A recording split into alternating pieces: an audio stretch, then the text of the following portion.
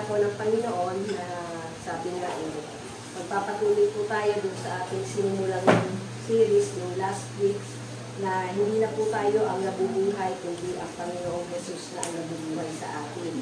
At isang biyaya po ng Panginoon na patuloy pong sa kanya pong kabutihan at pagpapala, nawa po ay hindi na nga tayo nabubuhay para sa ating sarili. So, magre-review lang po tayo doon sa first part na sabi nga hindi na ako yung nabubuhay para sa aking sarili. At kasama po doon, yung 6 na R na atin pong tatalakayin o bagamat 2 lang po yung ating natalakay nung isang linggo. Yun pong unang-una, yung 6 R's of what God offers for us upang patuloy pong ma-identify tayo sa Panginoon. So, yun pong unang-una ay yung relationship of trust, na kung paano tayo po ay nagtitiwala sa Panginoon. Kung paano po natin binaybay sa Psalms 23 verse 1, yung the Lord is my shepherd. At makita po natin ang hindi naman po lahat ng shepherd ay mabait. Yan. Sample lang natin sa panahon natin si Kubuloy na hindi pa natatagpuan. Natagpuan na raw pero hindi pa nahuhuli. Ewan ko ba? Okay, so, yan. So, as a good shepherd, ang Panginoon po, He reveals His heart. At yun po kanyang rod. Ano ba yung rod sa Tagalog? Pamalo? Yung mga Google ano dyan, babies. Google babies talaga eh. Ano yung rod? Pamalo. Yung tungkod, yung staff, yun yung tungkod. Pero yung rod, yun yung pamalo. Tama? Hindi na tayo marunong mag-Pilipino. Yan. So, yung rod to protect us. Kung meron mang mga sasalakay dun sa tupa lang po hindi po sa kambing. Okay? Kung kayo ay anak ng tupa, kung kayo ay tupa, meron pong shepherd na po protekta sa inyo laban sa mga manggagancho, sa mga mandaraya, at even yung pong protection every time na tayo ay nagbabiyahe. Or yung tayo po ay nasa kalye, yung mga may sasakyan, mula po sa init ng ulo, dahil kanina lang mo ay sa pininahan, hindi ko alam kung pininahan ng driver ng jeep na sinasakyan ko, yun pong motorsiklo, ang ginawa ng motorsiklo, nag-overtake. Tapos biglang huminto dun sa harap ng jeep. Okay? At sinabi na lang ng driver, may palahong ka rin. Sabihin, nadadali ka rin. Curse na yun. Okay? Yung mga driver, medyo lamig-lamig ang ulo. Okay? Yung staff, to guide us. So, pangalawin po yan. Pag kayo po ay nagbabago ng lakad, kaya po na mag-ingat po tayo sa pag-browse natin, even sa dahil libre na, mabilis na po ang komunikasyon at yung pong information sa internet. Piliin po natin dahil yung spirit of deception ay ngayong panahon po natin, talamak na yan. Kaya even, kaya nga di ba sabi sa Bible, even yung mga naligtas na, pwede pang maakit, lalo na kung hindi nyo tinatanggap ang yung katotohanan sa itinuturo ng Panginoon. Tapos yung i-prepare sa table, yung only the best. Naniniwala ba kayo, only the best yung laan sa inyo ng Panginoon? Salamat sa 5 naniniwala na the best. Minsan hindi natin makita yung the best ng Lord dahil doon sa perception natin. Ano yung the best sa atin? Ano yung pananaw natin na the best para sa atin? Kailangan dito rin ako nakatira sa sa Princeton Heights. Kaya nyo ba mag-maintain ng ganyang mga bahay? Kung kayo po ay umuupa lang, the best pa rin ng Lord sa inyo yan. May pag-upa kayo, buwan-buwan, hindi kayo nagkukulang, may pambayad kayo ng kuryente, may pambayad kayo ng tubig, hindi kayo nangungutang, nakakapag-budget kayo ng pamasahin nyo papunta rito, the best ng Lord yan. Pero kung patuloy, sabi nga po yung sa binahagi ni Ate Mina nung last week, naabot na ba nito? Yan. Taas, mababa. Come up higher. Yung pananampalataya natin, nung nagsimula tayo, dapat hindi na natili doon, kundi patuloy na umaakyat, patuloy na nagmamature, patuloy natin pinapaniwalaan ng Panginoon. At patuloy natin inaangkin yung kanyang mga pinangako. At dahil yung nangako, hindi nagbabago. Tayo lang, ang tao lang ang nagbabago, pero yung nangako, yung Diyos natin na nangako, yung Diyos natin na buhay, hindi po nagbabago sa kanyang mga pangako. Paano natin makakamtan yung pangako niya? Depende sa atin. So, anointing of oil, yun pong mind, will, and emotions, na kung paano pong patuloy tayong i-guide ng Panginoon, at yun pong kanyang, sabi nga, yung pag-anoint ng oil sa ating ulo. Yan. Yun pong, alam ko, olive oil yun, na inaano sa ulo, o kahit anong klaseng oil. Hindi naman cooking oil, no? Pero the moment po na i-anoint tayo ng Panginoon, ng oil sa ating ulo, kasama po yun, na iba yung ating mga decision na gagawin. Lalo na kung bago natin gawin, or kung ginagawa pa natin yung decision o plano sa ating buhay, kinukonsulta na natin ang Panginoon. Alam niyo po, i-spare kayo ng Panginoon sa anumang mga maling desisyon, or may mga pagkakataon, pinagaan kayo dyan para yung purpose niya sa buhay nyo, yung gusto niyang matutunan nyo, matutunan nyo. Ang tanong, natutunan niyo na ba? Kasi kung hindi po kayo natuto, patuloy at patuloy nyo gagawin yung pagkakamaling nagawa niya. Amen po ba? So, kung ayaw nyo nang, ang tagal-tagal na, Lord, bakit ganito pa rin ako? Bakit ganito yung buhay namin? Bakit? Itanong nyo. Then, ano yung ipinagagawa sa inyo? Yun ang sundin nyo. Okay? Hindi maaaring sabihin ng Panginoon, dinadalaan lang kita dyan para ikaw ay patuloy na magtitiwala sa akin. Give us this day our daily bread. Daily, hindi monthly, hindi weekly. Bakit? Gusto ng Panginoon, sa Kanya tayo umaasa, araw-araw. Hindi sa trabaho natin, hindi sa lakas natin, hindi sa magaling tayo, hindi sa... Ano din na nagbigay ng utak mo eh. Minsan natalakayin natin ano yung klase ng utak na meron tayo. At sa pananaw po, kung paano gumagana yung mga utak natin. At yung kung cup overflows, sabi nga po yung blessing. Paano nyo tinitignan ng blessing? Maraming pera? Pero marami kayong oras? Ilang oras meron ng bawat isa sa atin? 24, meron bang 25 dito? Ilang araw tayo meron sa isang taon? Meron bang 370 dito sa isang taon? Pare-pareho. Pero yung pag-overflow ng blessing, depende po kung paano nating pinaniniwalaan, pinananampalatayanan, iba yung paniniwala, iba yung pananampalataya, at iba yung pagtitiwala sa Panginoon. Kaya po doon nag-overflow ang blessing sa pag-a-apply natin ng kung anong mga salita yung ating pinaniwalaan at tinanggap sa Panginoon. Kaya natin po ba, every time na may pagtitipon tayo, Lord, matanggap ko ang portion ko ngayon.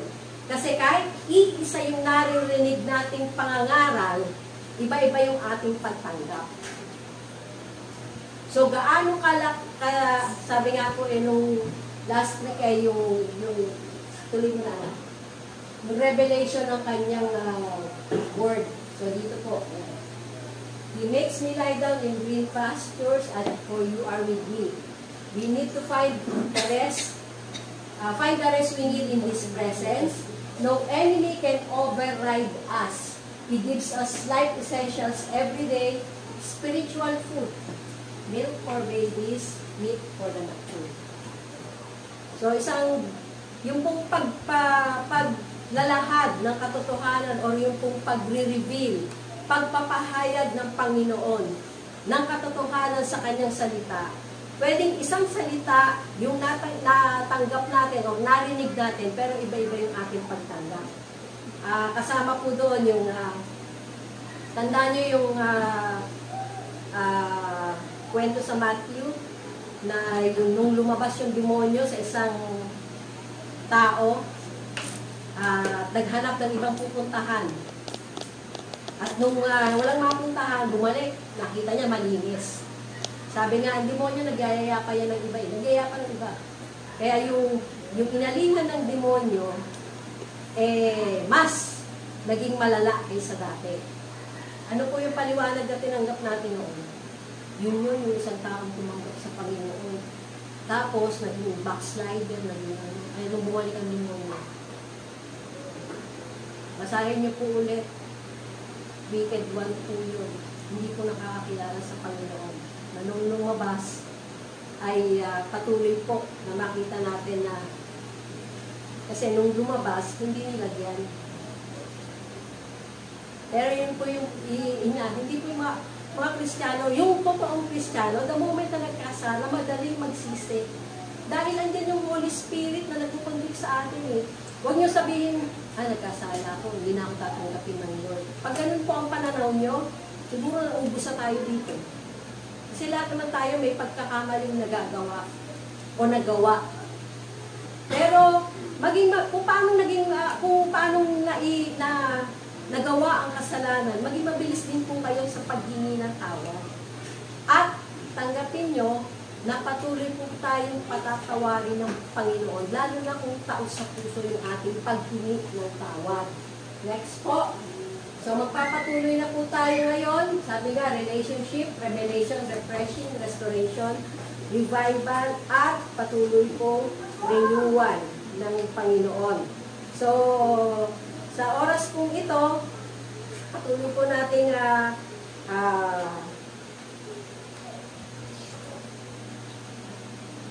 tanggapin ang salitang ito, Luke 11:23.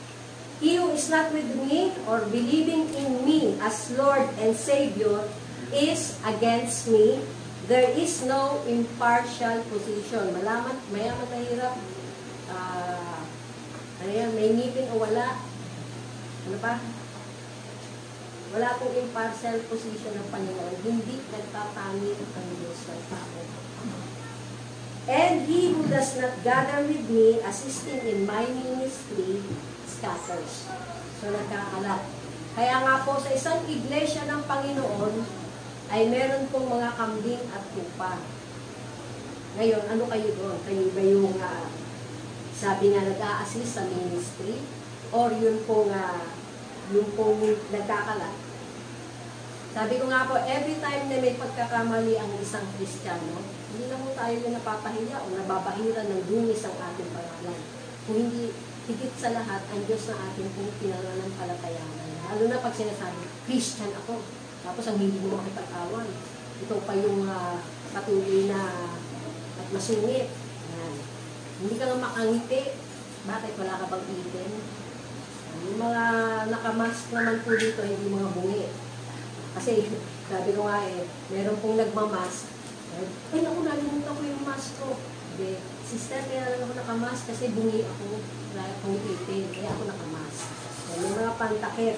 At sa Luke 11:28 po, sabi dito, but he said, on the contrary, blessed, happy, favored by God. So, yun po yung sinasabing blessed. Ano si blessed?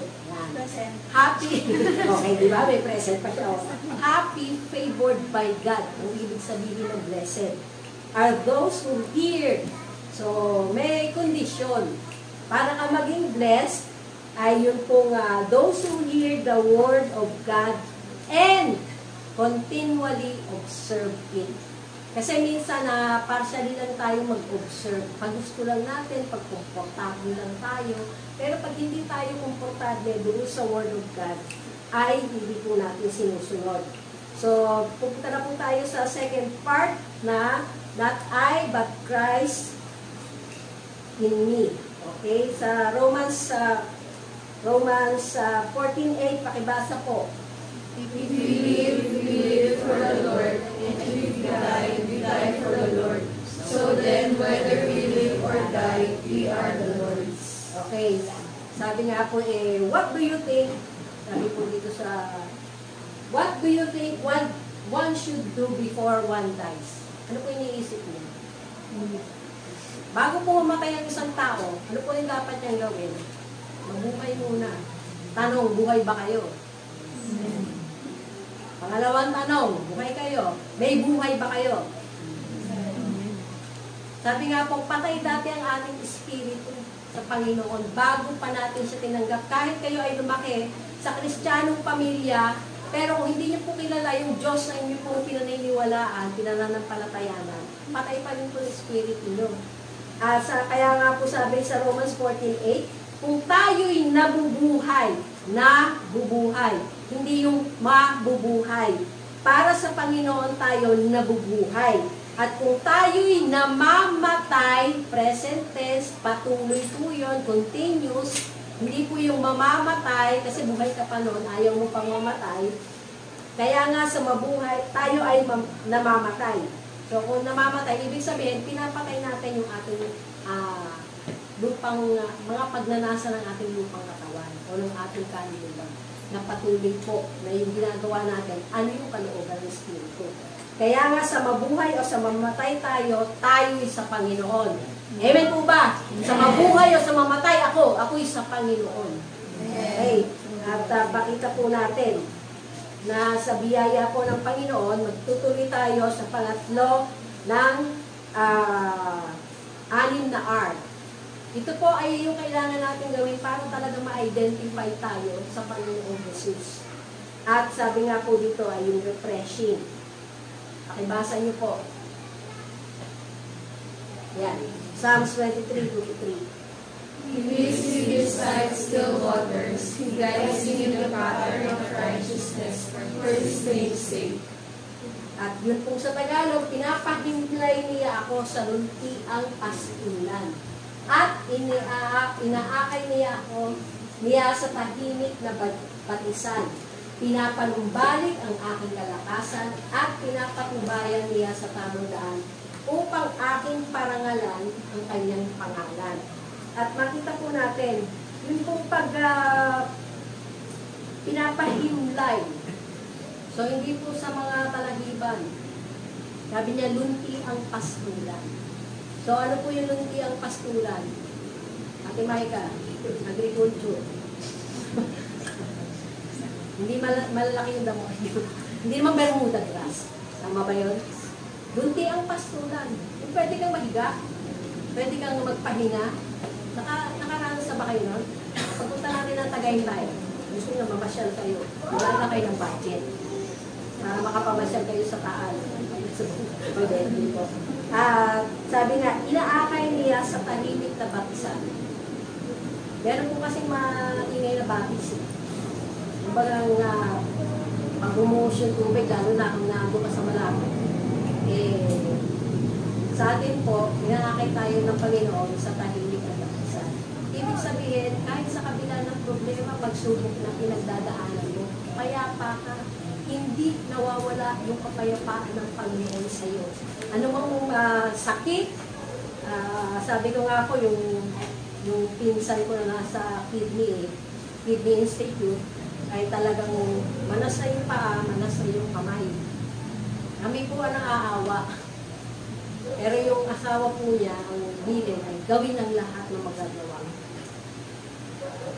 Kaya sinisharean ko po yung asawa niya na tungkol sa Panginoong Jesus. Yung ate ko sinabihan ko, tay, baka dadalaw ka, bigay niyo yung booklet ng best decision ng CCF yung sa asawa. Sabi ko, basahin niya.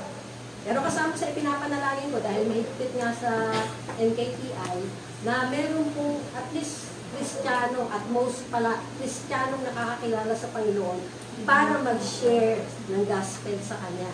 Maging ganun po yung prayer natin, kung hindi man natin magawa, social media, or dalawin at maibahagi, ay patuloy po natin bigyan ng paraan. Kahapon inimbitahan ako ng kapitbahay ko sa 60th birthday niya. At dahil kilala ko po yung pamangkin niya bilang PWD President, so nagpunta rin ako. Pero binigyan ko rin po siya ng ganung booklet. May kasama namang pouch na regalo ko sa kanya dahil siya po ay naglalakad na may tungkod dahil nilagyan ng bakal yung kanyang paa nung natalapid. So, ingat-ingat po mga senior.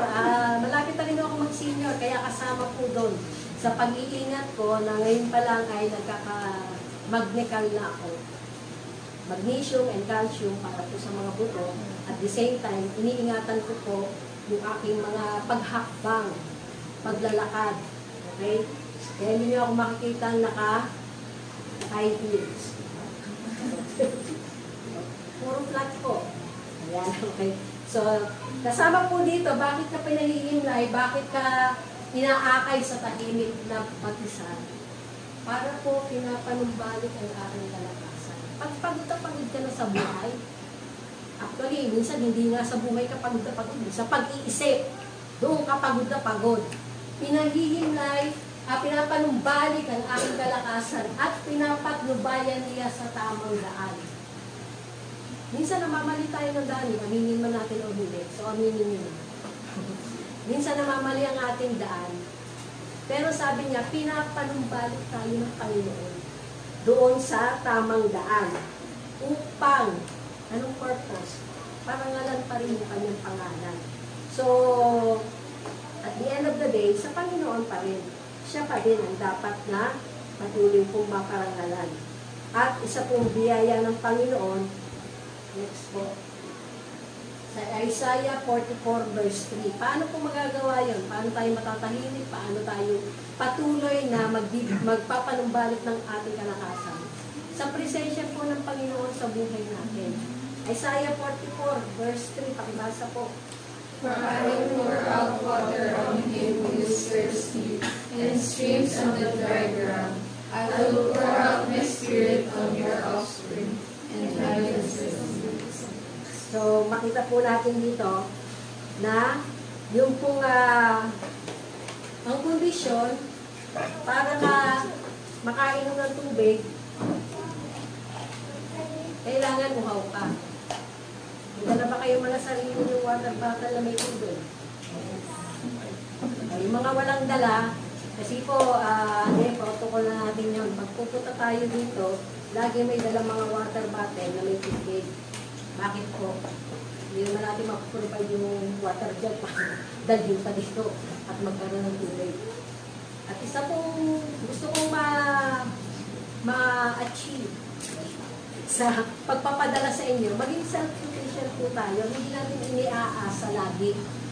Pag may building na po tayo, pagka naitayo na yung building ng church, wala pong problema. Kasi ultimo yung inventory na ginagawa ko, may mga refrigerator, may mga, siyempre, luma pa yun, okay. Mas bago na ngayon. Pero kung yun nilalagay ng Panginoon. Kaya nga kung paano tapat tayo, pag masunurin tayo dun sa mga maliliit na bagay, bakit hindi tayo bibigyan ng Panginoon ng talagang kailangan natin? Building, aircon, lugar para kayo ay makakain ng maayos, pero kayo magdadala ng pagkain. Lugar lang yung pagpupunan. Okay? So, for I will pour out water on him who is thirsty. Ngayon, kung lagi kang hindi uhaw, hindi ka bibigyan ng tubig. Kung hindi mo hinahanap ang Holy Spirit, kung ina-acknowledge mo, kaya ko naman ako na lang. Mauubos rin yung lakas mo. Habang tumatanda po tayo, nagkakaedad, aminin man natin at hindi, aminin na rin, na yung mga ginagawa natin, nung bata-bata pa tayo, hindi na natin kinakaya ngayon. Kaya nga pinaghahandaan ko Lord, hanggang kailan ko kayang buhatin yung, ilan ganun yung blue na tubig? 5 gallons. Lord, hanggang kailan ko kayang iangat yon at ilagay dito sa pinakapatungan namin. Pero pag hindi ko na kaya, hindi ko na iangat. Kaya lang, ang hirap din yung muko, di ba? So, yung pagtanda ko, pinaghahandaan kasi. Hindi yun, hindi, aasa na lang ako sa anak ko. Sabi nga kahapon nung nag-uusap ng mga kamag-anak di sa pinuntahan ko. Anong pipiliin mo? Asawa o anak? Sabi, sumagot ba naman yung isang asawa daw? Tama naman yung kapira niya. Bakit mo pipiliin ng asawa? Unang-una, yan ang covenant partner mo. Di ba? I pronounce you husband and wife. Hindi mo nag-pronounce ang pare or ito sino man nagkasal sa inyo. I pronounce you father and mother. Kahit na may anak na kayo nung kinasal kayo. Hindi yung ganun. Yun ang design ng Panginoon. Husband and wife. At katwiran ho niya. Pagdating naman ng panahon, iiwanan ka rin ng anak ko, magkaasawa yan. Dalawang babae yung anak ko. Pinaganda ko na nung ka. Paalisin sila pag sila niya. Hindi. Na talagang di tama, magsimula sila sa tama sa buhay may asawa. Tawa-tawa na si Risha. At si Zoe, ayan. Isa na yan. Dahil lahat naman ng mga babae, mga tatay at nanay, huwag niyong awatin mo. Pag yung mga anak niyo mag-aasawa na, huwag niyong, sana mag-asawa kayo sa tamang oras at panahon at sa tamang lalaki na ibinigay ng Lord. Okay? Hindi yung gusto nila. Marami kasi gusto lang natin eh. Kailangan, Lord, ito ba yung gusto mo para sa akin? Hindi ko na po yung mga sample. Yung sample, yan. At hindi ko sasabihin walang pinagdaan ng mga problema yan. O kami. Marami yung problema pinagdaanan. Pero dahil kasama natin ang Lord sa ating pag-aasawa, dapat tatagumpayan. At hindi ko natin hihiwalayan. Hiwalay na tayo! Nang babae ka! May nakarelasyon ka!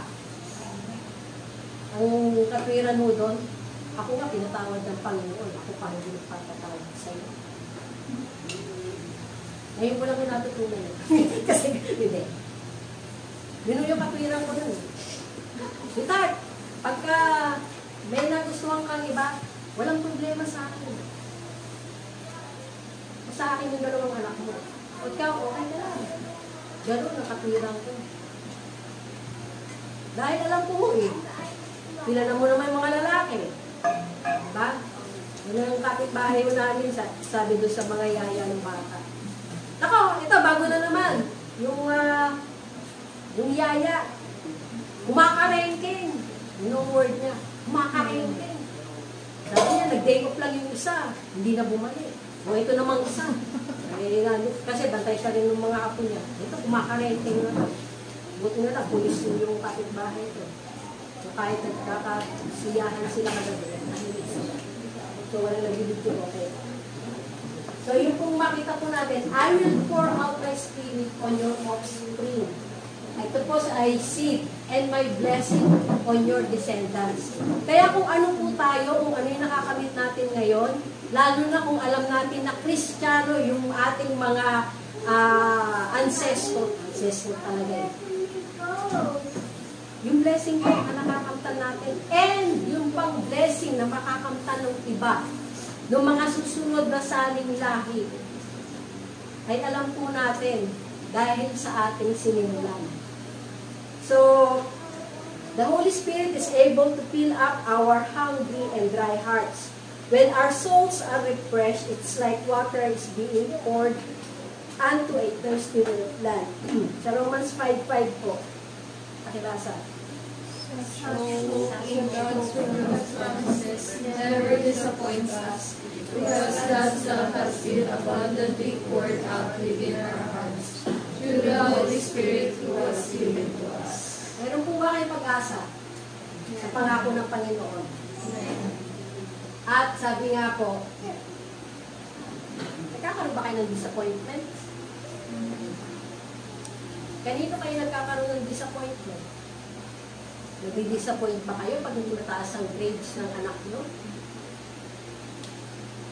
Nadi-disappoint ba kayo kung hindi marunong maglinis, mag-ayos ng gamit ng nanay niya?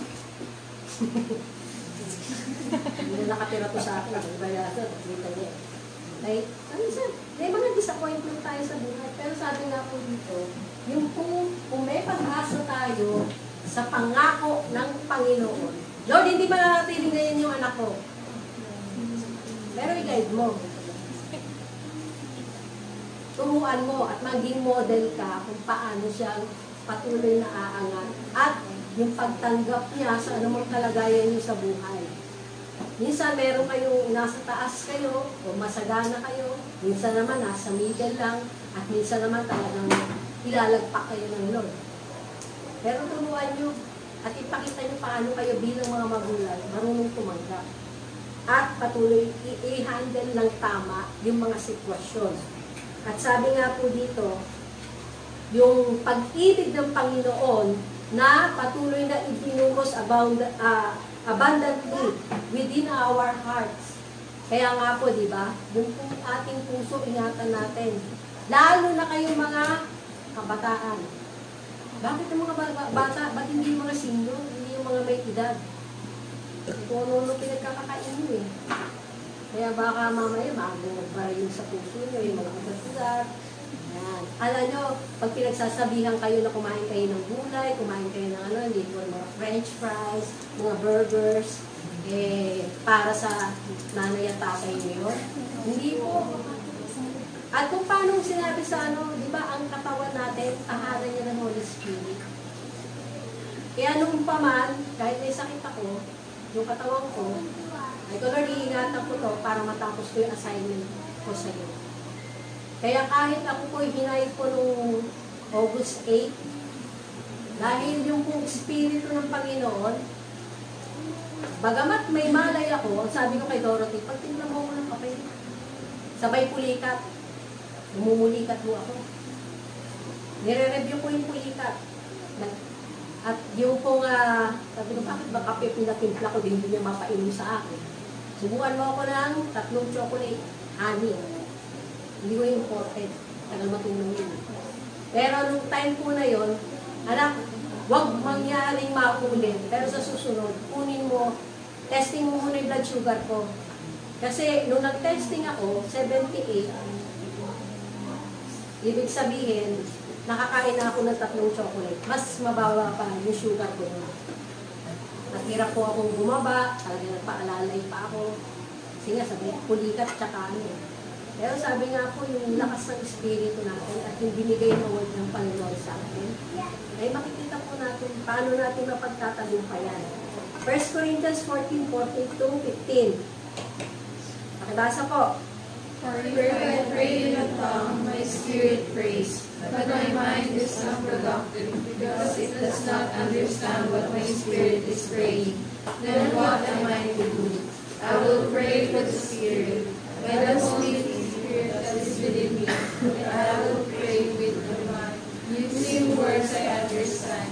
I will sing with the Spirit, by the Holy Spirit that is within me, and I will sing with the mind, using words I understand. So, sabi nga po, yung speaking in tongues, sino na po dito yung may gift ng pagsasalita ng iba-ibang wika? O ng ibang wika? Pakitaas po kamay. Okay, sa 2, 3. Okay. So, magkakaroon tayo ng breakthrough weekend. Nahihirap na po kasi ano. Pero, kaya kayong katagpuin ng Panginoon kung desire niyo yun. Sabi nga po, yung outpouring ng Banal na Espiritu sa Acts 3, kaya po nagkaroon sila ng Acts 3:8, 1:8. Yan. Nung pag-pour ng Holy Spirit, kaya po sila nakapag-speak in tongues. So talaga pong dinidesire, yung pangako ng Panginoon ay bibigay ang Banal na Espiritu. At kaya nga po, may mga tamang paraan din ng paggamit ng speaking in tongues. Hindi po ba? Hindi ka mag-i-speak in tongues pagka nasa, yung po yung mga naging hindi magandang patutuo noon, na sa mga pagtitipon, nag-i-speak in tongues, ang lalakas ng boses na nadidistract yung ibang nananalangin niya. Kaya nga po, sabi nga po, mag-pray ka sa tongues, sabi nga po, nananalangin ako sa wikong iyon, nananalangin nga ang aking espiritu. Yung spirit mo ang nagpe-pray. Ngunit hindi nakikinabang ang aking pag-iisip. Ano ang dapat kong gawin? So, kung nakapakante po ko yan, pakibigay ko. Sa mga walang pag-iisipan dyan. Yan. Meron po akong pakante dito isa kay Risha. Ayun. At makita po natin na sabi nga ay, ano ang dapat kong gawin? Mananalangin ako sa pamamagitan ng aking espiritu, ngunit gagamitin ko rin ang aking pag-iisip. Ginagamit niyo ba yung pag-iisip niya pag nagpe-pray kayo? Pinapakinggan niyo yung mga prayer niyo, family altar. Kung ginagawa niyo, period ang Lord. May mga pagkakataon po, pakinggan natin ano yung pinapanalangin natin. At paano tayong manalangin? Puro ba ako, pangangailangan ko, Na ipagpipray niyo po ba ang ating bansa, ang ating komunidad, ang ating pong ang pangangailangan ng ating mga mambabatas, ng presidente? Kailangan mo nila ng panalangin. Kahit hindi nila alam na nanalangin tayo. Mapalad po ang ating bansa kumpara sa ibang mga bansa na walang Diyos. Lalo na kung yung mga Kristiyano yung pinapanalangin, hindi binabatikos. Alamin nyo na lang po, may pagkakataon talagang mangyayari na kung ano yung itinanim, aanihin din. Kaya huwag na mag-init ang inyong ulo. Ako'y aawit sa pamamagitan ng Espiritu, ngunit gagamitin ko yung aking pag-iisip sa aking pag-awit. So, bakit po natin kailangan gawin ito? Ang next po. Why and how we can do this? Paano tayong mananalangin in tongues? Paano rin tayo mananalangin sa ating kaisipan? So, ito po yung dahilan. The inner connection will be based according to God's righteousness in our lives. Ano po ba yung righteousness?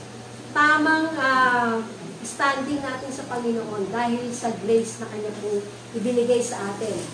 So, we must live according to God's standard. Ano po yung standard ng Lord? Yung po nakasulat sa Bible. Kaya nga po, kailangan nagbabasa tayo ng Bible para alam natin ano ang standard ng Diyos, ano ang requirement ng Diyos para tayo ay makapamuhay na maayos sa atin pong panahon. Okay? At sabi nga po, yan po yung blueprint ng buhay natin. Paano po tayo patuloy na mamumuhay ng tapat at maayos dito sa mundo. Na hindi po ikinokompromise yung ating pananampalataya at pagtitiwala sa Panginoon, kundi nag-i-stand po tayo ng matibay sa ating pananampalataya. Pangalawa, the Holy Spirit will validate our obedience and cause our heart to be covered with a clear conscience. Masarap po mabuhay nang hindi ka na-guilty. Sa mga mag-asawa, guilty as charged. Kaya nga, huwag kang titingin sa isang babae ng matagal. Sinunod ba ng matagal? Kaya nga po, di ba? Tawa-tawa ka Nico, ha? Mangyari ka sa akin mamaya. Ibig sabihin, kung yung mata mo, nagfocus para magkasala ka, kahit kayo mga manonood ng 17 next week, sa SMC, hindi ba kasali? Hindi ba kasali? Ayan.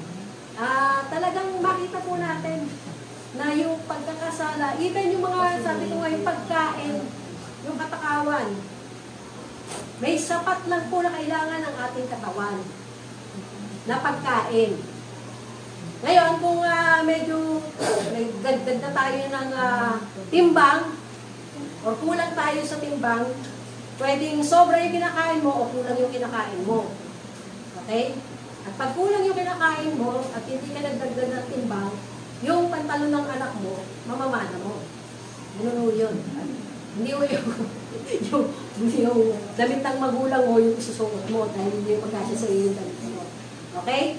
So, sana po pagdating ng panahon na buhay pa ako at makita ko kayo, hindi kayo nagtabaan.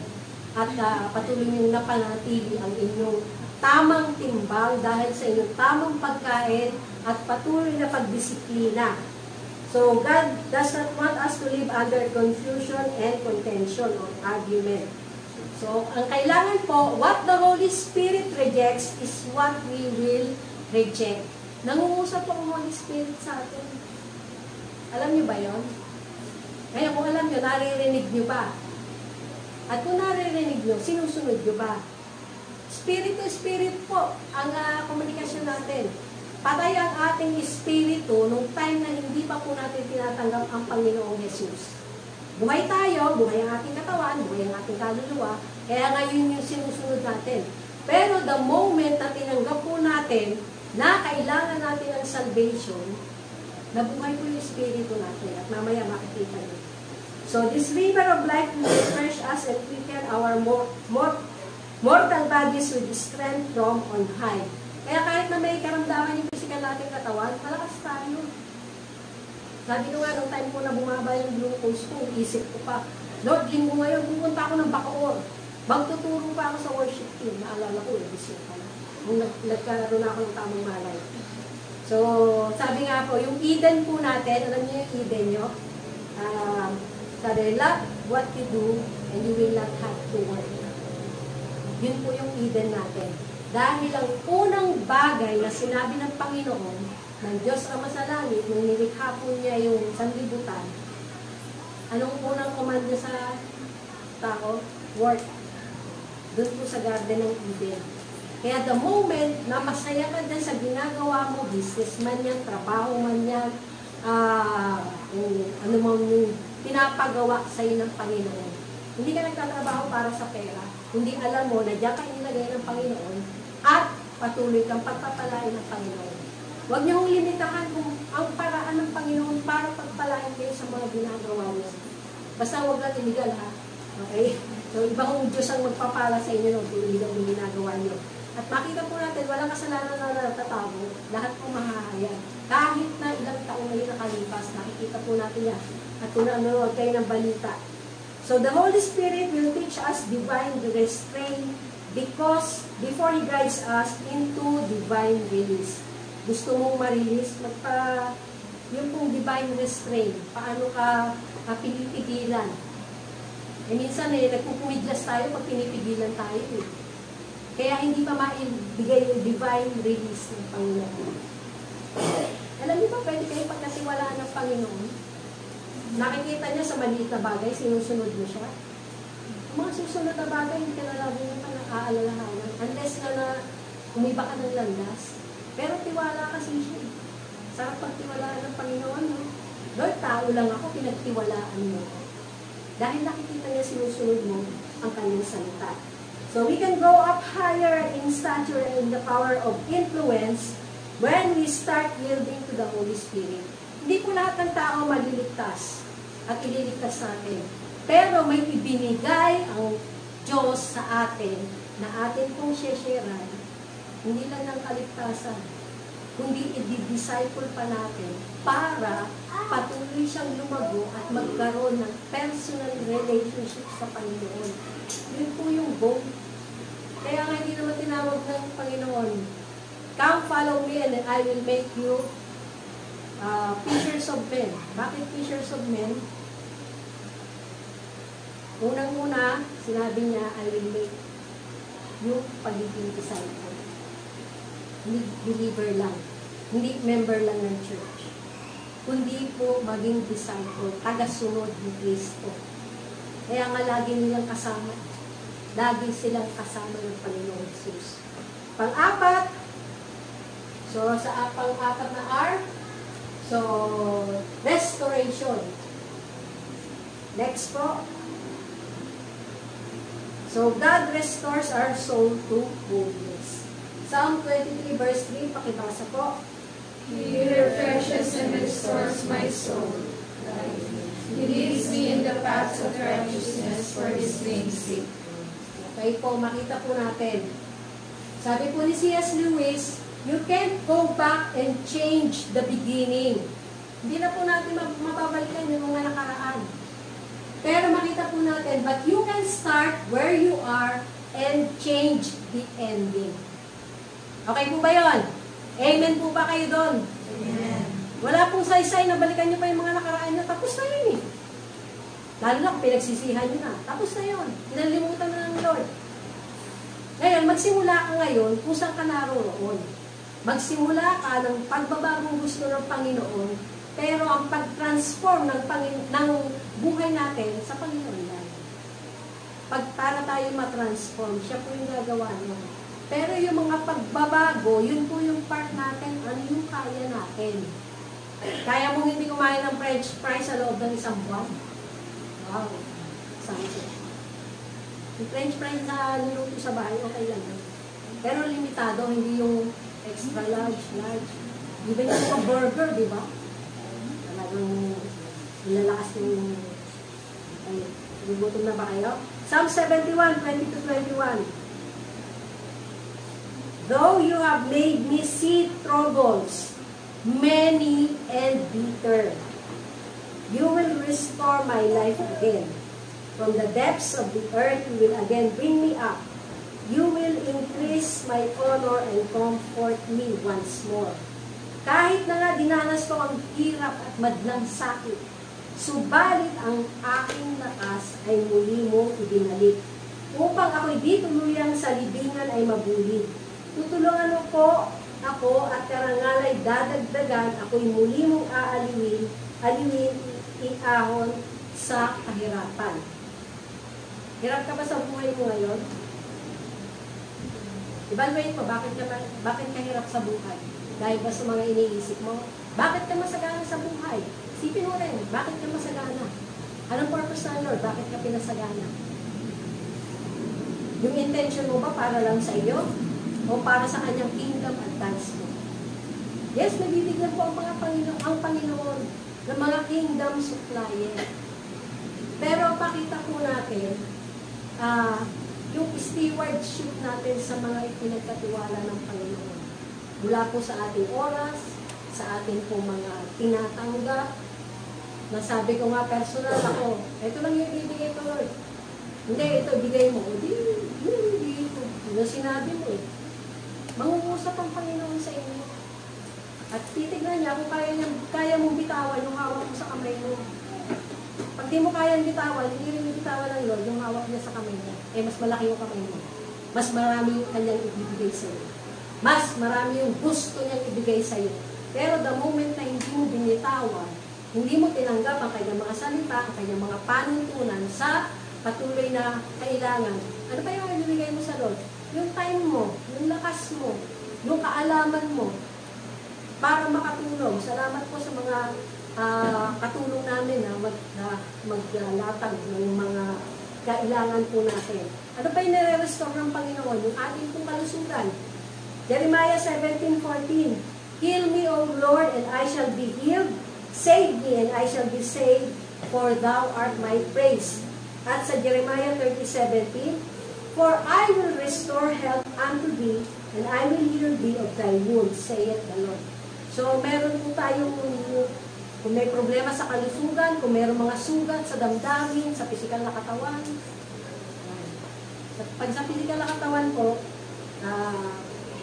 okay na po ako doon sa vitamin C na ibubudbod sa aking sugat. Madaling gumaling. Ngayon, kung ayaw nyo subukan, sinadjust ko lang ulo kasi nasubukan ko na. Okay? So, pero huwag na lang kayo magkasugat. Okay? Sa even yung mga pangangate, hindi ko lang alam kung dahil sa higad. Okay? Okay na ba si mama mo? Nasa ER. Nasa ER tayo. Nagbagsakan ng higad po kahapon si Minda. At nagkaroon ng allergy, kaya dinala sa ER. So, mga takot sa higad. Hindi ko yung sa sing-sing pare. Nakakita na rin ako ng isa sa amin. So, God makes and designs us so that we can be wholesome and in His likeness. The challenge to become changed into His likeness is before our eyes. We must learn to allow God to bring complete change. We want to cut off the past and renew ourselves in the present, and we need to chart the course towards the future. So, total restoration of our soul includes the mind, the emotions, and the will. Romans 51, 12-17, Restore to me the joy of your salvation and make me willing to obey you. Then I will teach your ways to rebels and they will return to you. Forgive me for shedding blood, O God who saves. Then I will joyfully sing of your forgiveness. Unseal my lips, O Lord, that my mouth may praise you. So, sabi nga po we cannot change on an incremental level. Yun po nga, increasing or adding on. Alone. Yung ayaw natin pa unti-unti lang. Ngayon. Pag nag-desisyon ka na magbago, suko muna sa Panginoon, surrender mo. Lahat. Hindi yung partial. Lord, ito muna sa surrender. Lord, ito muna sa surrender. Ikaw lang sa sarili mo, gagawa ng pagbabago. Pero hindi tinatanggal sa atin ng Panginoon yung responsibilidad na gawin natin yung kaya natin gawin. So we need our mind to be renewed, our emotions to be freed, and our wills to be accurately aligned to doing God's will. So our thought, our talk, our walk must be pursuing the same purpose of God. So change by His presence and change into His likeness. Panglima, God releases the revival of faith. Psalms 23 verse 4, pakibasa po. Even though I walk through the valley of the shadow of death, I fear no evil, for you are with me, and your rod to protect and your staff to guide. They comfort me. Okay, so makita po natin, shadow of death na. Ito po ba may magagawa? Pinatunayan po ng resurrection ng Panginoon. Kaya ang Diyos po natin buhay hanggang ngayon at hanggang sa hinaharap, hanggang sa Kanya po muling pagbabalik in person. Excited ba kayo mo? O natatakot kayo?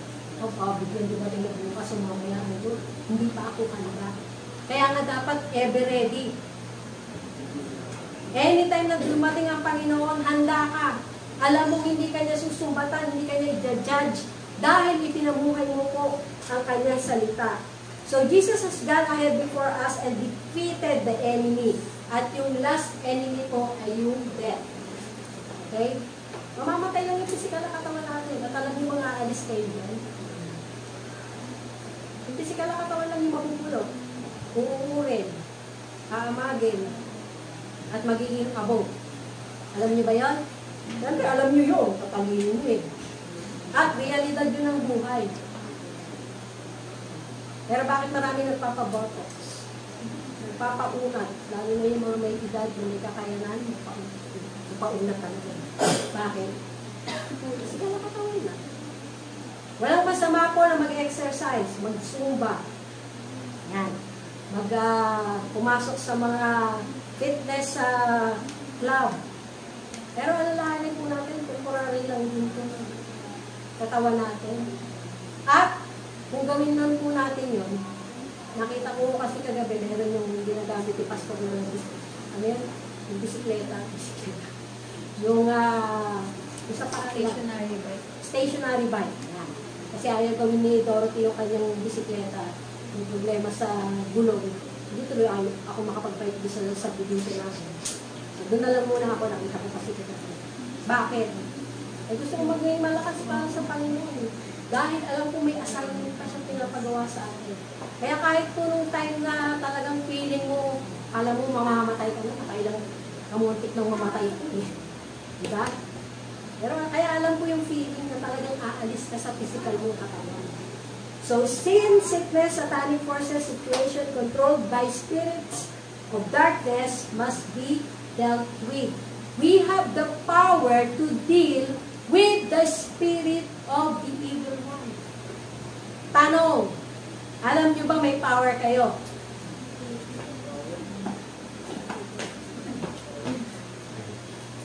Alam nyo may power kayo ng banal na spirito para labanan kung anumang pandaraya, anumang mga isinisiksik na negatibong emosyon sa inyo, ang kaaway. Amen. Ang tanong ko, alam nyo, ginagamit nyo ba? Amen. Kung kumakanta lang kayo ng kanta ng EXO, power, power. Sino kasunod? May mga Koreano dyan. Si Bajek yun eh. EXO. EXO lang. Dito pa yung kanta ng EXO, alam natin na may power. Pero makita po natin, higit yung power na nasa atin na ibinigay ng Panginoon. Kaya lang, nakikita niya ba yung ginagamit natin. At alam niyo pa kung paano gamitin. Elders, marami pa tayong ituturo. Kailangan pang pukpukin. Alam ko na ituro na lahat sa inyo. Kaya kailangan niyo ma-absorb. At makita para kung kayo yung next generation na patuloy po magpapahayag ng kabutihan ng Panginoon. At kaya kayo dinidisiplina through training. Kaya naman magiging matatag kayo. Hindi lang mo training lang sa music, kundi yung pong training ng character. Diba? Kingdom Kiss, kasama po yung character fortification. Kailangan mabago yung ating character. at patuloy po na dahil nakita natin, dinaanan na ng Panginoong Jesus bilang tao. Kaya nakaka-identify puso sa atin. Hindi, Diyos naman siya eh. Yes, Diyos siya, hindi nawala ang kanyang pagka-Diyos, pero nagkatawang tao para tayo tubusin sa ating kasalanan. Para hindi na tayo mamamatay. Physically, pwedeng mamatay tayo kung loobin niya. Pero yung espiritu natin buhay, kung tatanggapin natin yung kanyang ginawa, tapos ng ginawa sa krus ng Kalbaryo, kasi nga nabuhay na siyang muli. At kailangan tanggapin siya sa heaven hanggang sa appointed time para bumaba siya muli. So, we see only the shadow of death because He has defeated death itself. He has dealt with the real enemy. We fear no evil. We are not bound to the fear of death. Sino po dito takot mamatay? Uy, natatapang, hindi mga takot mamatay ha. Taas ang kamay na hindi takot mamatay. Ito naman sinasabi ngayon na. Alam naman natin may appointed time sa atin ng Panginoon. Kaya na bakit marami yung mga tao, even Kristiyano, takot mamatay. Kasi kung hindi mo alam yung after na kamatayan mo, saan ka pupunta? Hindi mo alam, kung hindi mo alam na may mansion ka sa langit, hinihanda ng Panginoon, pangako mo yun. Hindi mo alam na yung pangalan mo ay nakasulat sa aklat ng buhay. Eternal life. Na yung eternal life na yun, pwede mo ma-enjoy habang narito ka pa sa lupa. Kaya nga lagi ka nakabusangon. Alam niyo kung magiging aware lang kayo, gaano kabuti ang Panginoon. Gaano yung pagmamahal niya sa atin. Mahal na tayo. Kahit na anong itsura natin, kahit na anong kalagayan natin, kahit na minsan nire-reject natin siya. Mahal pa rin tayo ng Panginoon. At gusto niya magkaroon ng personal relationship tayo sa Kanya. Hindi na ako nayayapos ng aking mga anak dahil yung mga iba nang niyayaya ko si Billy. Pero si Dorothy, pag darating sa gabi, kiss mo nga ako. Nagbabango pa sa akin. Kiss. Tapos mag-kiss sa akin. Ba't ang bango mo, mami? Nagpabango ka pa, nandito ka lang sa bahay. Palibasa, yung pabango mo, yung pabango ko, ikaw yung nagbigay. Kaya naaamoy mo. Dahil pag tumating yung time na mag-aasawa na rin yan, hindi wala na talaga ako. Jesus na lang. Boyfriend. Boyfriend ako? Hindi ako mag-boyfriend. Kasal na ako kay Jesus eh. Ganyan klase. So we fear no evil, we are not bound to the fear of death. We are no longer in captivity to the bondage of fear. Sino po dito yung matatakutin? Okay? 2 Timothy 1:7. Pakibasa po. At pakideclare nyo. For God did not give us a spirit of timidity, or cowardice, or fear, but He has given us a spirit of power, and of love, and of sound judgment, and personal discipline, abilities that result in a calm, well-balanced mind and self-control. Ano po? Sapagkat hindi tayo binigyan ng Diyos ng espiritu ng katakutan, kundi espiritu ng kapangyarihan at ng pag-ibig at ng disiplina sa sarili. Sayang po kahusayan. So kung hindi po ang Lord na nagbigay ng espiritu ng pagkatakot, sabi nga po, yung timidity, sa ibang version naman, yung spirit of fear. Takot ako sa higad. Okay na. Okay. Takot sa ipis. O talagang pag napatili. Diba? May mga ipis pa ba sa bahay niya? Sa subdivision kayo tumira. Walang ipis. Hindi. Meron din po. Pero hindi nakatulad ng dati sa Baklaran. Yung mga nagliliparan pa. Bakit? Nililipat tayo nila sa mas magandang lugar. Come up higher. Kaya nga natutuwa ako kung sa kayo nilalagay ng Panginoon ngayon. At dun sa mga nag-i-strive or patuloy pang inaabot yung gusto ng Panginoon sa kanila, abutin nyo. Hindi bibigay sa inyo ng Panginoon niya kung hindi nyo kaya. Hindi nyo kakayanin sa tulong niya. Kaya kakayanin nyo. Dahil may Panginoon na mag-guide sa inyo, magtuturo sa inyo. Lalo na mga kabataan. Higit sa mga iniisip nyo yung kaya ibigay sa inyo ng Panginoon.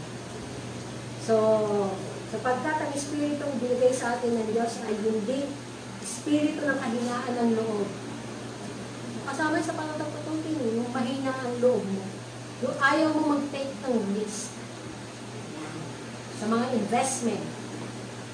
Ayaw mo mag-save dahil baka wala ka ng pambili ng kwek-kwek, ng gulaman. Parang 10 piso lang mag-save ka araw-araw. So, sa loob na isang taon, magkano yun? Hindi siya. Araw-araw, so 10 piso. Oh, mat pala. 10 piso. Pag sa piso, 365 pesos na yun. Ngayon, pag sa 10 piso, 36,500? 3,000 lang. So, 136,500. Okay. So, we must know the power of His presence, and we must learn to operate in the power, and from the power of His presence. Maging katulad tayo ni Elijah. Ano si Elijah? Wala. Okay, tulog ba? Okay. 1 Kings 17:1. Elijah predicts drought. Pakadasa po. Now Elijah the Tishbite, who was of the settlers of Gilead, said to Ahab, As the Lord the God of Israel lives, before whom I stand, there shall be neither dew nor rain these years, except by my word. So, sabi nga po, si Prophet Elijah ranks right up there with Moses as one of the most dramatic prophets of the Lord. Yung sabihin mo lang, except by my word. Dahil sinabi sa kanya ng Panginoon, eto ang sabihin mo, at eto ang mangyayari. Kaya nga, even sa panahon natin, nag-uusap po ang Panginoon, at pinag-prepare na tayo sa mga pwedeng mangyari. Gaano tayo ka-aware? At gaano natin kinukonsider yung mga pwedeng mangyari. Nangyayari na nga ngayon yung mga pinag-prophesy noon. At nakikita na po natin. So, at Elijah's word, kings trembled, the race stopped, a jug of oil never ran dry, doon po sa balo, a boy was raised from the dead, fire fell from the sky, revival broke out, and hundreds of idolatrous prophets of Baal were executed. So, may mga bulaang propeta po. At minsan, yung pang pinaniniwalaan ng tao, lalo na kung ang totoong propeta ay mabigat yung sinasabi. Iniisip nila, ang Diyos ay mabuti. Ang Diyos ay mahal kami. Hindi niya gagawin ito. Pero galit ang Diyos sa kasalanan. Mahal niya ang mga makasalanan. Kaya nga nandito tayo. Mga makasalanan tayo dati. Pero minahal tayo ng Panginoon. Tumugon tayo doon sa pagmamahal na binigay ng Panginoon. Kaya tayo ay ligtas, may buhay na walang hanggan, at nakasulat ang ating mga pangalan sa aklat ng buhay. Amen po ba? Amen. Okay. So, the story of Elijah can be a comfort and an encouragement to us. Being a strong person of God does not mean that we will never feel discouraged. But rather, it means looking to God when faced with adversity. May mga kinakaharap tayo araw-araw, meron po yan. Huwag natin sasabihin wala. Pero kung nakapag-prepare na tayo, kung umaga pa lang, nag-prepare na tayo, at ipinagkakatiwala sa Panginoon ang ating araw, at mabigyan kaluburan siya. So kahit na may problema, Lord, mabigyan kitang kaluburan kahit sa kabila ng aking problema, mga pagsubok, mga pagpapalang aking daraanan. Ikaw ang mabigyan ko ng pleasure. So Elijah felt alone and didn't understand God's plan. Huwag po natin piniting intindihin ano yung plano ng Panginoon. I-reveal niya to sa tamang panahon. Kung alam na niya, kaya mo, pag i-reveal niya, bakit ka dumaan, at daraan pa sa mga pagsubok na darating. Iba-iba po ang binibigay na pagsubok, mga pagpapala sa atin ng Panginoon. Pero isang bagay lang ang alam natin, kaya natin to dahil pinoprovide ng Panginoon ng strength para kayanin ito. So, makita po natin, we need the revival of faith if we are going to move in the supernatural realm. At pang-anim, so God wants total repentance. So God wants total repentance from sin and from dead works. Dito po marami sa sanlibutan eh. Even sa mga Kristiyano na rin, akala nila pag mabuti yung ginagawa nila, ligtas sa sila. Ang mabubuting gawa ko, bunga lang dahil ligtas ka na, kaya mo nagagawa yun. Amen po ba? Hindi po tayo gumagawa ng mabuti para maligtas, kundi ligtas ka na at kasunod na lang yung mga mabubuting gawa. So, biblical repentance is a change of mind and heart about sin. Patatawarin naman ako ng Panginoon. Ay, hindi naman kasalanan ito. Magsinungaling, kasama ko yan sa Bible. Yung mandaya ng kapwa, kasama rin yan. Yung magnakaw, kasama rin yan. So, it's a change of mind about who Jesus Christ is and what He has done for you, and it leads to a turning away from sin. Is repentance a work? No. Does repentance save you? No.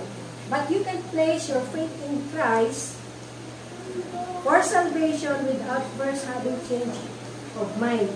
So, we must be extremely careful that we never understand repentance as a work. So, all my felt needs and real needs must be met. He will supply for all my needs faithfully and graciously. Pinapaniwalaan niyo po po yun na kayang isupply ng Panginoon. Lahat ng pangangailangan. Hindi kayang isupply ng nanay ko, ng tatay ko. Hindi kayang isupply ng asawa ko. Hindi kayang isupply ng trabaho ko. Pag doon niyo po inilagay ang inyong pagtitiwala sa trabaho niyo, pwede mo saray yung Panginoon. Kakaroon po ng recession ngayon. Papalad po tayo. Hindi isa. Yung pagbagsak po ng ekonomiya ng Amerika, apektado po lahat yan. At nagsisimula na po yan. Pero dahil ready tayo at hindi pa nilalabas ng Lord yung ating kayamanan doon sa ayong nicho, meron pa pong inaantay na tamang tao para mag-release. Pero alam naman ng Panginoon yun. Kaya nga, the best place to be is in the center of God's will. Hindi po sa Australia, sa Amerika. Nababago na yung mga policy nila. Hindi na lang din sa dalawang anak ko, walang gustong pumunta ng magtrabaho sa ibang bansa. Gusto lang nila mga siya. Kasama ako. Tiyago. Okay. Mga senior citizen, may budget naman kayo. Pasal-pasal din. Huwag lang puro sa anak nyo. Iiwanin kayo nyo pagdating ng araw, pag nakasama nyo. Tapos magagalit kayo sa manugang nyo. Wow, magagalit sa manugang. Hindi ako galit kayo nito. Dahil alam ko po. Alam ko yung prinsipyo ng salita ng Diyos. Anak ko na rin siya. Kaya may anak na ako lalaki. Eh, ako lalaki pa. Wala pa. Kaya kasi mami na. Hindi, wala pa ngayon. Pero si Rachel, yan. Baby boy, no? Girl ba? Alam ko, boy. Pero tuwa-tuwa kayo pag babae. Okay? So, He will not hold back the best for me. So, the problem is no longer at my need level, but my want level. So, my temptation is my want. Tanong ko, sino may gusto ng sapatos ko? Church and fit. Size 8.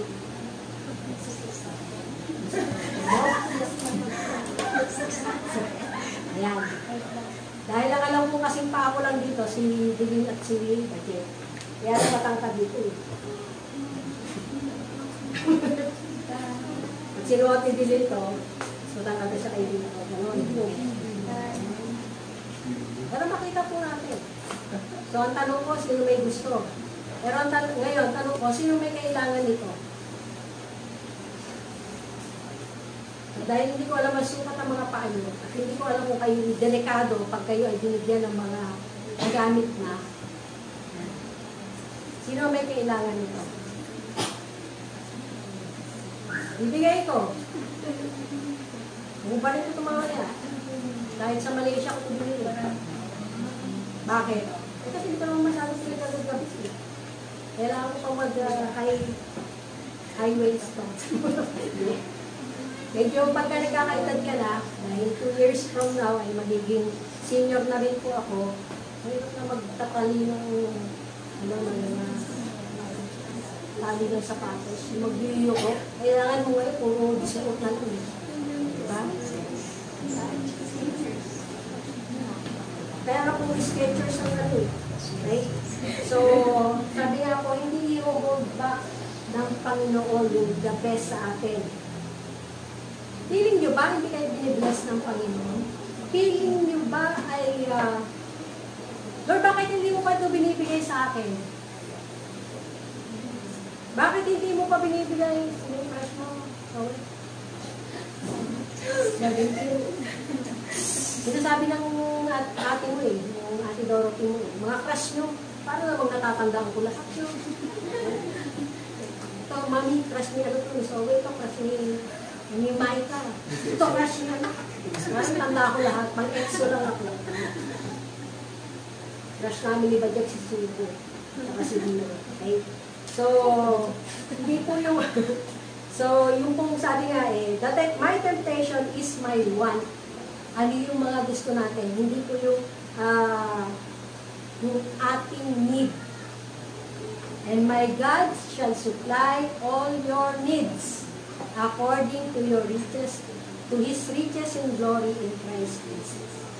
Hindi po niya isusupply yung ating want. Kasi yung want natin, pwedeng makasama sa atin. I want this, I want that. Diba? Saka naman tayo nun sa cellphone ng analog eh. Dahil marami ng pag kailangan nyo, hindi bigay ng Lord yun. Kailangan mo ng cellphone, kailangan mo ng laptop, kailangan mo ng trabaho. Kaya nga nag-pray ako sa Lord ng trabaho eh. Gusto ko magtrabaho. Ginawa akong coordinator ng PWD sa Lancaster, sa Westwood 1. O yan, bigay ko na yung trabaho mo. Hindi ko kasi sinamahan doon, hindi may sweldo. Bigay nga sa akin yung trabaho, pero nag-volunteer pa rin ako. At nakakontrol na agad kong anak ko. Dahil nag-volunteer ako. Pag kailangan din po ng volunteer worker sa barangay. Ready po ako, binigay ko yung oras ko, binigay ko yung araw ko. So, ganun lang. Kaya pag tinawag ako, ano pa nila pero in-offer ko kung ano yung kaya kong gawin.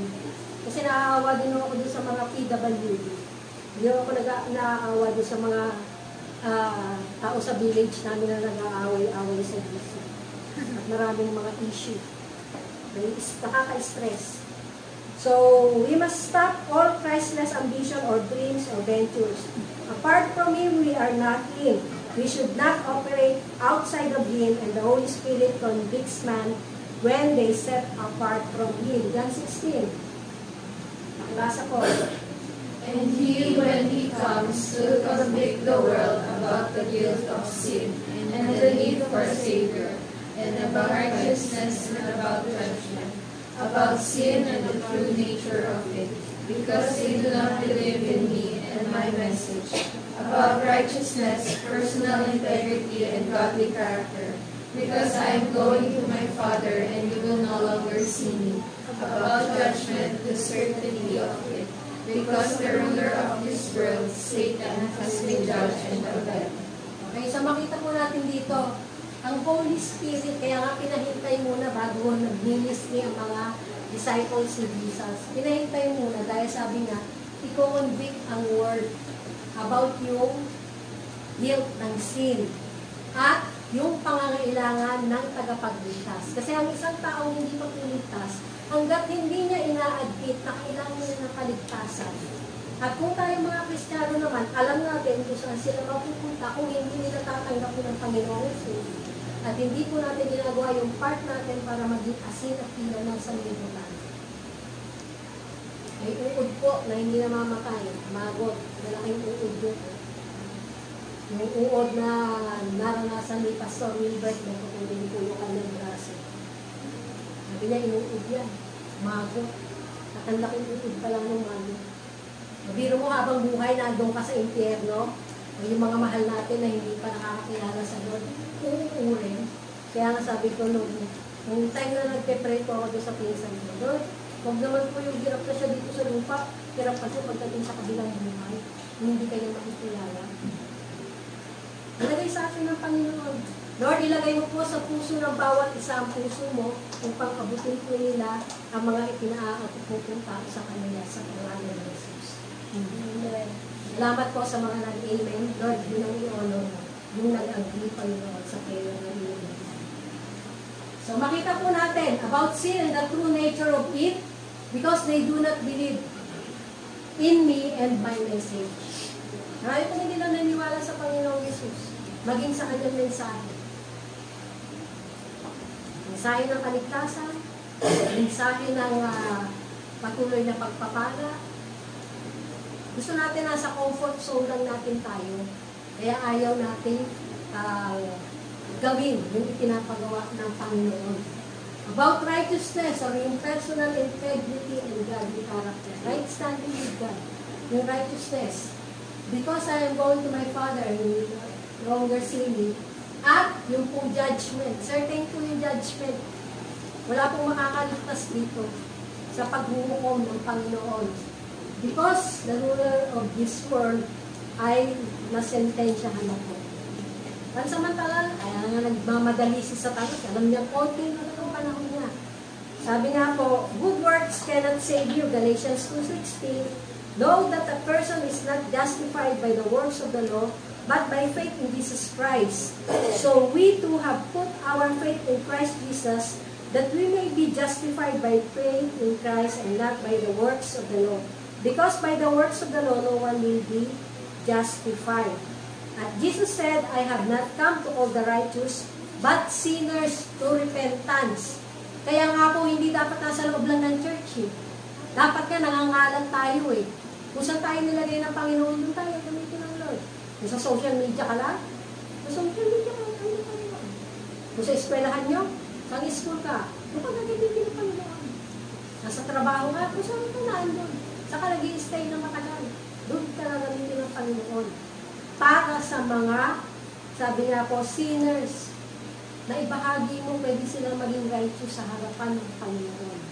So, repent and turn back so that your sins may be wiped out. Yan ang unang preaching after nila bumuhos ang banal na spirito sa kanila. Yan ang unang sinabi ni Peter. Repent and turn so that your sins may be wiped out. So, ano po yung journey natin bilang mga Kristiyano? Life journey of a Christian. Nung una, no life, not a Christian. So, spiritually dead, insensitive to God's presence and purpose. Tapos, tinanggap si Jesus, nagkaroon ng new life, new Christian. Not fully grown, but the potential life I seed is all there. Natanim po sa puso natin. Lots of life, growing Christian. He is sensitive and alert to the special life that is flowing through him. Nagpo-flow po ba yung buhay ng Panginoon sa atin? Evidences of life. So, doesn't nurture life. Backsliding Christian. He sees no fruit and is living contrary with himself. Pwedeng nandito kayo, pero backslider na kayo sa puso. Hindi na naniniwala sa kayang gawin ng Panginoon at sa itinagagawa sa iyo. Ignores life. Fallen away. A person who ignores the needs of his spiritual life. Perhaps he has even left the Christian faith. Okay, kayo po yung mag-i-evaluate sa sarili nyo. And abundant life, mature Christian. A Christian who has consistently grown over a number of years, the growth is steady and the fruit is consistent. Kaya nga po patuloy na sabi nga ang ating paglago, kahit na po anong edad natin. Okay? So, sabi nga po sa 2 Chronicles 7:14. If my people who are called by my name will humble themselves and pray and seek my face. Yung pagpapakumbaba, mahirap yung gawin yan. Lalo na kung mayabang ka. Sa mga mag-asawa, siya una nagkamali, dapat siya una mag-say ng sorry. Hindi ako. Pero kasi kasuhin mo eh. Huwag din ang patagalin. Kung may mga pagkukulang, even sa mga anak, kung may sama kayo ng loob sa mga magulang nyo, huwag nyo itago, sabihin nyo na maayos. Huwag nyo sabihin sa mga kaibigan nyo. Ang protection na meron ang mga anak ay yung kanilang magulang. Yan ang unang edge of protection nyo. Hindi yung mga kaibigan nyo, hindi barkada nyo. Pwede nyo sabihin sa kanila, baka ipagkalat ako. Pwede makapagbigay ng mabuting advice. Pero kailangan nyo godly advice mula sa mga magulang nyo. At sabi nga po, whoever conceals his transgressions will not prosper. But he who confesses and forsakes them will obtain mercy. Proverbs 28:13. Sino man po nagtatago ng kasalanan, hindi kayo pagpapalain.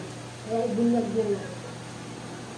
At sabi po sa awit 23 verse 6, kabutihang pag-ihimpo sa akin di magkukulang, siyang makakasama ko habang ako'y nabubuhay. At magpakailanman sa bahay ni Yahweh mananahan. So, we are tempted to always do more than we should. To say more, to have more, to think more. God wants to deal with self by crucifying it. At makita po natin, we are trying to resurrect it. Saan po yung pagpako? Crucify the flesh. For we know that our old self was crucified with Him. Kasama na po tayong napako kay Kristo. Kung totoong ipinako natin. So that the body ruled by sin might be done away with, that we should no longer be slaves to sin. Alipin ka pa rin mo ng kasalanan, malaki man o maliit. Nawa pong maipako nyo sa krus, o naman kasalanan nyo, dahil lang na nagpapako si Kristo sa krus para maligtas po tayo. Huwag na po natin i-try na i-resurrect pa yung ating laman. So we must not pursue now what we have destroyed in the past, and let the righteous not become tempted in this way of error. Kung matuwid ka na, alam mo niligtas ka na ng Panginoon, alam mo minahal ka ng Panginoon. Huwag na pong magkamaling ulit na, mas gusto ko ng laman, mas nag-i-enjoy ako, mas komportable ako. So whoever wants to be my disciple must deny themselves and take up their cross and follow me. Okay, so yung pong gusto maging disciple, at para po makapamuhay si Kristo, Galatians 2:20, recite ko nga. Changed by His presence, changed in His likeness, and transformed by His power. Kaya sabi ko, paki-recite niyo yung Galatians 2:20. It is no longer I that live, but Christ liveth in me. Therefore, the life I live in the flesh, I live for Him. Nalimutan nyo na agad. Lord, yung bumili mo agad. Romans 14:8, kanina lang yan, binasa nyo. Kung ako'y mabubuhay kay Kristo. Kung ako'y nabubuhay kay Kristo. Kung ako'y mamamatay ako kay Kristo. So, sa mabuhay at mamatay, ako ay kay Kristo. Kaya nyo ba sabihin nun? Kayo ay kay Kristo. Piliin po ang Diyos, aming Ama sa langit. Salamat po. Dalangin ko sa mga nakarinig at tumanggap po ng iyong salita. Patuloy mo pang i-reveal iyong kalooban, mabuting kalooban, magandang kalooban sa buhay po ng bawat isang naririto sa mundo, mula po sa kaligtasan, mula sa kasalanan, sa patuloy mo pong biyaya ng buhay na walang hanggan, ng pagkasulat ng aming pangalan sa aklat ng buhay, na pag binuklat mo to, makikita mo nakasulat ang aming pangalan dahil tinanggap po namin ang kaligtasang ipinagkaloob mo po sa amin sa pamamagitan ng iyong pagkamatay sa krus ng Kalbaryo. Pagpalain mo po ang bawat isa at patuloy na makita mo, Panginoon, na sila ay lumalago, nagpapatibay, Panginoon, sa pagkakilala sa iyo. Dalangin ko, create in them, Panginoon, ang hunger and thirst for your presence sa pagbabasa ng iyong salita. Huwag ka nilang kalimutan, Panginoon, at huwag nilang kalimutan ang iyong salita.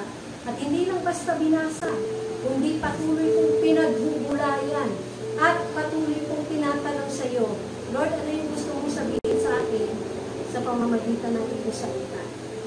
Yes, oh God, akin pong sinasaway ang religious spirit, kundi Panginoon, yung personal na relationship po ng bawat isa sa inyo ang patuloy na mangyari.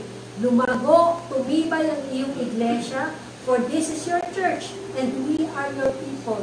We are your redeemed ones na patuloy mong kinumisyon upang gawin ang trabaho kailangan namin ipagpatuloy. Ang trabaho sinimulan mo at patuloy kong dadaloy hanggang sa mga susunod na generation. So long na may makita ka, Panginoon, na sumusunod at gumagawa ng iyong mga salita at ng kung ano yung pinapagawa mo. Pagpalain po ang bawat isa na patuloy na nag-o-honor sa iyo at inaangkin, Panginoon, na steward lamang kami ng mga bagay na pinagkatiwala mo. Wala kaming anuman na kami ang may pag-aari dito sa mundo, kundi binigyan mo lamang kami ng karapatan upang maging mga manager and steward ng lahat ng pinagkatiwala mo, even sa aming buhay, even sa buhay ng aming mga anak, even sa aming mga business, even sa aming mga trabaho, Panginoon.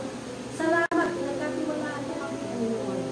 At makita mo, Lord, we acknowledge it by honoring you, Panginoon. Salamat na makita mo ang bawat isa at sa mga patuloy kong nag-o-honor sa iyo, higit na pagpapala ng pagpapatibay sa pananampalataya at paggawa ng iyong kalooban. Patuloy kong i-align ng bawat isa ang iyong mga kagustuhan sa aming buhay. For you know the plans you have for us, plans to prosper us and not to hurt us, Panginoon. Mabuting future ang inilaan mo po para sa amin. At kung amin susundin ito, kung amin tatanggapin ito, you will prosper us at patuloy kami magiging successful. Thank you, Father God, for your faithfulness. Thank you for the Holy Spirit that is within us at patuloy kong magpukonvict sa amin. Tuloy na magpapaalala ng mga salitang aming pinakain sa araw-araw. Thank you that we lack no spiritual food, Panginoon. Sagana, Panginoon, ngayong panahon ito. At patuloy po namin kainin ito, nguyain, at patuloy po, Panginoon, na i-apply sa aming buhay sa araw-araw. Thank you, Father God. This we pray in